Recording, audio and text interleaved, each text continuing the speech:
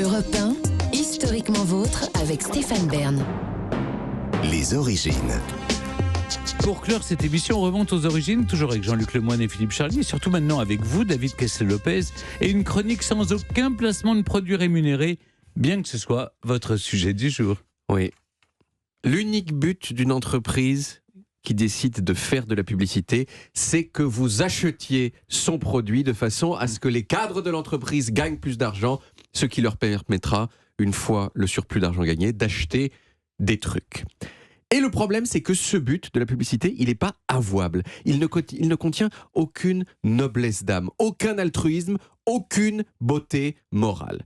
Et donc, on se méfie de la publicité. On ne lui fait pas confiance, on pense qu'elle est là pour nous manipuler un petit peu, et dans l'ensemble, on a raison.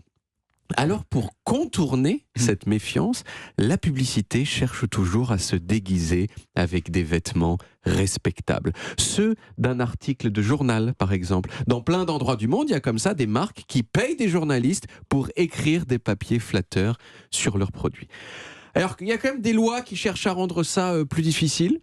Par exemple, à la radio, j'ai pas le droit de citer une marque comme ça, comme si de rien n'était. Je peux pas dire j'aime vraiment beaucoup le Coca-Cola. Vous voyez, je peux pas dire ça. Le Coca-Cola, c'est bon pour mon visage. Je peux pas. Parce que précisément, ce serait considéré comme de la publicité déguisée. Donc, je suis obligé de dire, j'aime vraiment beaucoup le Coca-Cola, mais également le Pepsi, et le jus Pampril, ainsi que toutes les autres marques de boissons sucrées qui, selon moi, ont toutes un mérite équivalent.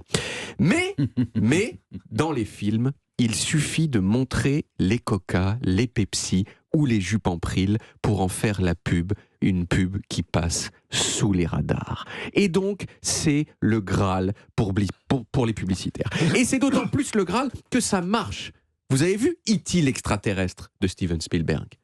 Eh bien, à un moment dans le film, le petit garçon, il veut attirer E.T. chez lui et il essaye de le faire avec des bonbons industriels américains au beurre de cacahuète d'une marque très célèbre aux États-Unis qui s'appelle Reese. C'est clairement visible à l'écran que c'est la marque Reese.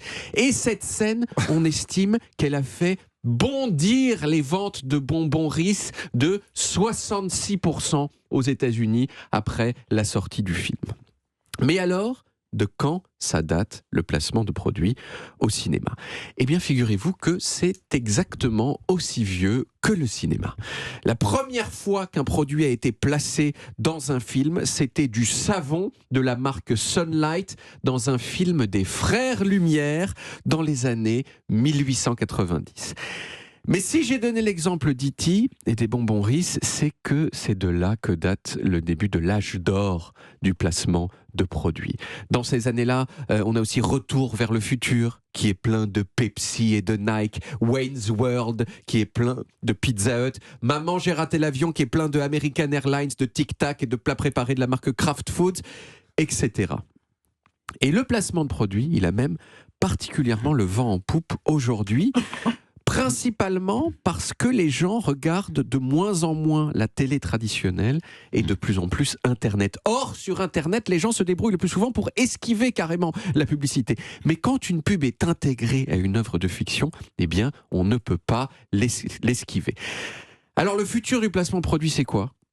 C'est encore mieux que ça, c'est de changer le produit placé en fonction de qui est en train de regarder le film ou la série. Et ce sera bientôt possible. Imaginez une scène où il y a un panneau publicitaire en arrière-plan dans une séquence. Eh bien, comme Internet sait plein de choses sur vous, les publicitaires pourront adapter la publicité qui est sur ce panneau en fonction de vos goûts. Hop, vous aimez bien le fromage, paf, une pub sur le fromage, sur le panneau. Vous préférez le gratin aux fenouilles, hop, une pub pour le gratin aux fenouilles. Et, si vous permettez, je finis par vous conseiller ce qui est peut-être le meilleur film de l'histoire sur le placement produit. Ça s'appelle The Greatest Movie Ever Sold, le plus grand film jamais vendu. C'est réalisé par Morgan Spurlock.